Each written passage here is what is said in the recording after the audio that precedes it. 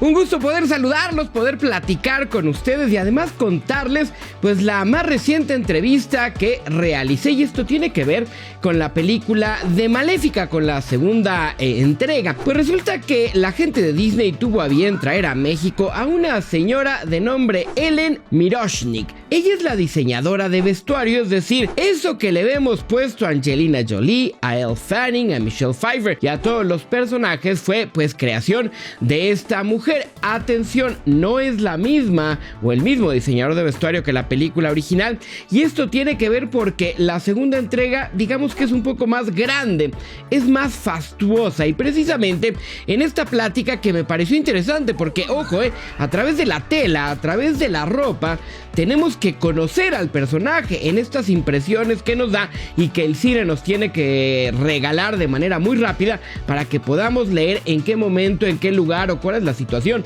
que está viviendo tal o cual personaje. Y así sucedió precisamente pues con esta película de Maleficent 2. Y lo primero que me llamó la atención es que sí, el vestuario es más como de una obra de teatro que de un cuento de hadas, y precisamente fue mi primer pregunta con esta diseñadora de vestuario. Sometimes it's, I don't know if the word is stagey, theaterly, in terms theatrical.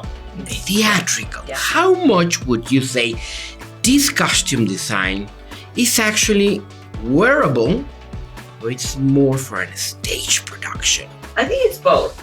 I think in this movie, it's both. I think that there are elements because of how I use different sources and different ideas of fashion on top of period elements, on top of different finding of fabric and what I like about it. And what I try to do is bring you into the film. That's what as a costume designer, I love to do, is be able to bring you in. If I design and create something that is a bit accessible, that looks possibly a little familiar, it could be grand, it could look great, it could be absolutely perfect for the film. It could be a little theatrical, but could it be worn today? If you even think that for 5 seconds, then I've gotten to you.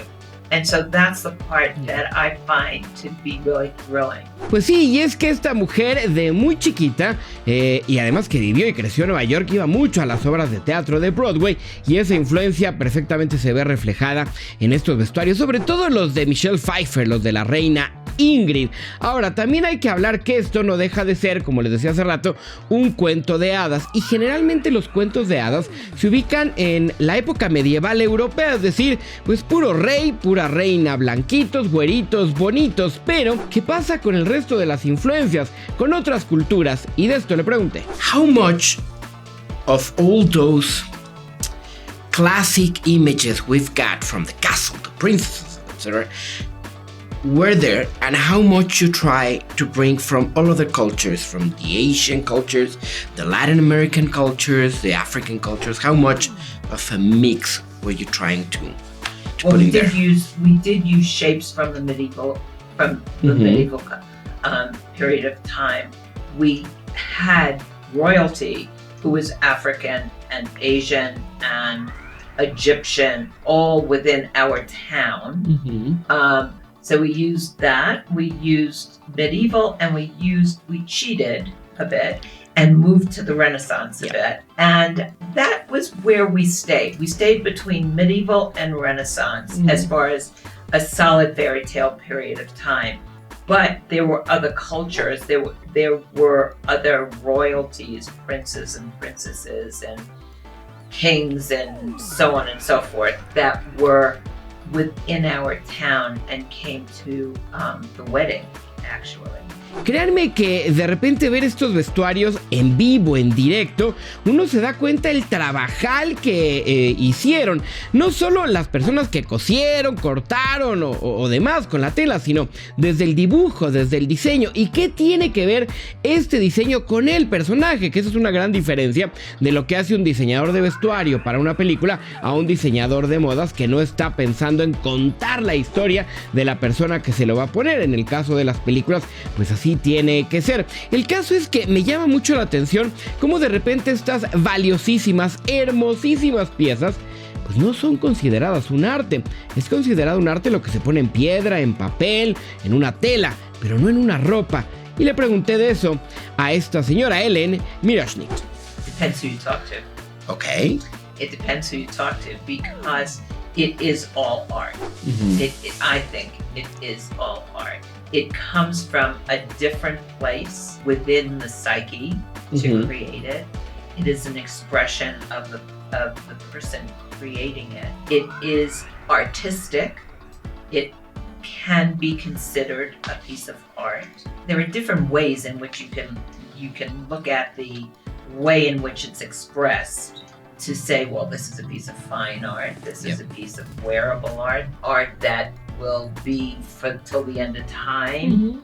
Graphic art, printed art, photo art. I mean, there's so many different kinds of expressions that one creates and applies to a character. Pues la verdad es que es un acercamiento muy interesante el que uno puede tener para darse de una idea de lo que pasa con la parte visual de una película, con la imaginería, por llamarle así.